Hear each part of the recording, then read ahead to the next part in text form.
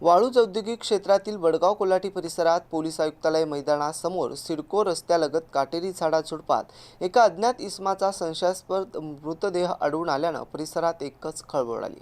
मृतदेह अर्धनग्न अवस्थेत असून नाकातून रक्तस्राव झाल्याचे दिसून आले। त्यामुळे हा घातपात की अपघात की अन्य काही कारण याबाबत विविध तर्कवितर्क लावले जात असून पोलिसांनी आता तपास अधिक जोरदार सुरू केला आहे।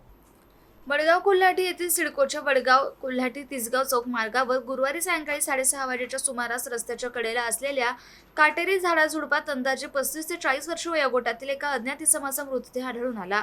या घटनेची माहिती मिळताच MIDC वाळूज पोलिसांनी तातडीने घटनास्थळी धाव घेतली।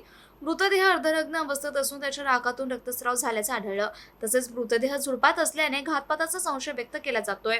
घटनेची माहिती परिसरात पसरताच मोठ्या संख्येने नागरिकांनी घटनास्थळी गर्दी केली होती। त्यामुळे काही काळ वाहतूक कोंडी निर्माण झाली होती।